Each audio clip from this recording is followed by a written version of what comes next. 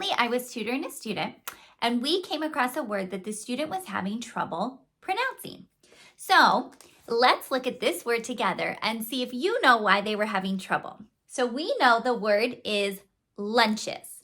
Now, when I was working with this student, they were going sound by sound, which was awesome. L, ch, which they knew the digraph. So they got lunch, but then they got to this ending, es, and they said, s, lunch s, lunch s. Now we know as adults that that's not how we pronounce the word. We don't pronounce it lunch s. We pronounce it lunches. Now, depending on where you live, you might pronounce it a little differently, but that's the way we pronounce it where I live. The same is true for the word foxes. A child who's just learning how to read might decode it like this. F, x, s, fox s, fox s. That's not how we pronounce that word. We say foxes. Or this one down here, g, l, s, s. They might think it's glass s, but we know we change our voice and it's glasses.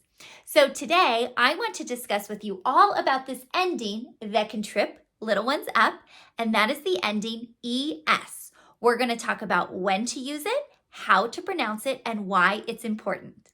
In case you don't know me, my name is Erin. I'm from littleselflearning.com. I'm a former classroom teacher with my master's degree in early childhood education, and I have now pivoted to being a parent educator. Instead of working with kids in the classroom, my job is to now work with parents who are working with their kids at home. I want you to be equipped with the knowledge and information that you need to teach your child correctly based on the science of reading. Now, one of the things I notice is that many of us in my generation, we didn't learn to read based on the science of reading. We didn't learn all of the phonics rules and the spelling rules that our kids are learning now. So when they come home and they're telling us all of these really cool phonics rules and spelling rules, we've never heard of them. We're like, wow, that just blew my mind.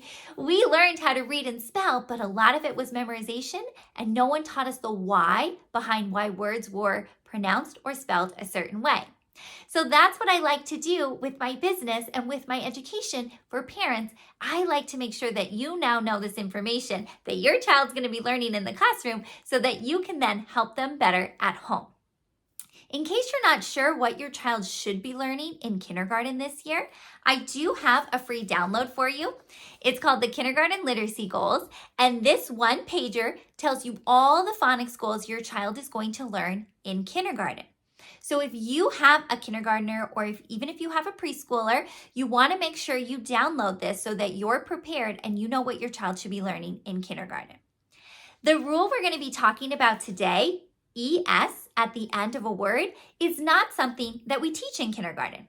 If your child is advanced and they're ahead, they might be ready for this rule.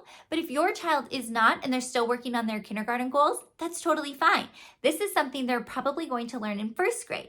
But I want you to watch this video or listen to this podcast, and I want you to tuck this information into your back pocket so that you have it when your child is ready to learn this rule. So we as adults know that when we want to change a noun into a plural noun, or we want to change the tense of a verb, we're going to usually add the letter S. But sometimes we need to add the letters ES.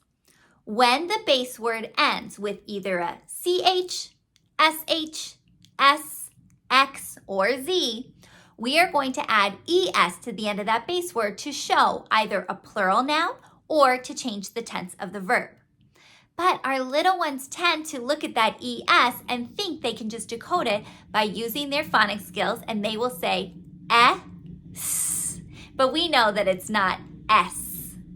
When we add ES to the end of our base word, we are adding a schwa and the Z sound. So it sounds more like is. Now the schwa sound is a vowel sound that is very lazy. That's what we tell students. Normally, we hold a vowel sound for as long as we have breath. Vowel sounds are the reason we can sing, because we can hold them for as long as we have breath. But with the schwa sound, it's just a very short, quick sound. We don't hold it out. It sort of sounds like a short vowel I. It's a little bit different. It's just a lazy sound, I. And then we have our Z sound, is. So if we look at some of the examples, it's going to help our students decode these words so much better because they're going to know that ES is not representing S. So if we look at this one here, lunches, if our little ones know that the ES is representing is, and they can get the word lunch, they'll be able to read lunches. Same with this example, benches, or this example, inches. All of these examples have the is sound on the end of them, and that's what we want our little ones to understand, that ES is representing that is sound. Now, why else is this important? Not just for reading and for pronunciation.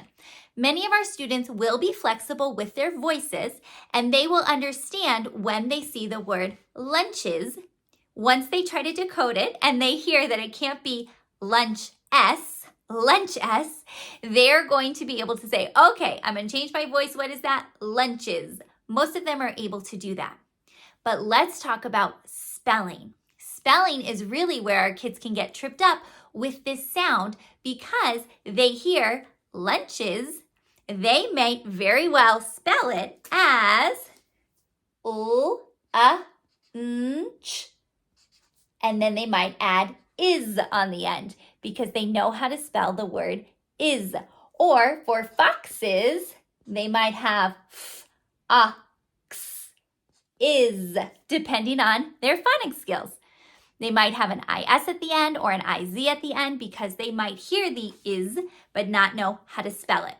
So not only for reading but for spelling, it's really important to teach explicitly that ES is going to sound like is when it is put at the end of a base word to make either a plural noun or change the tense of a verb when the base word ends with, as a reminder, CH, SH, S, X, or Z.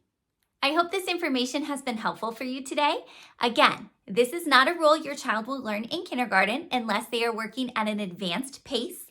If you are not sure what your child should be learning in kindergarten, make sure to grab my free Kindergarten Literacy Goals download. I will leave the link down below. Super easy, just enter your name and email address and it will be sent to you. And if you have any questions about this topic or anything else I share on my channel, please reach out. You can send me an email. You can find me on my website, littleslovelearning.com. You can leave a comment down below or reach out on social media. I am very active on Instagram and Facebook at Littles Love Learning Blog, and I would love to hear you and be able to answer your questions and support you on this journey of teaching your child to read. Until next time, happy learning!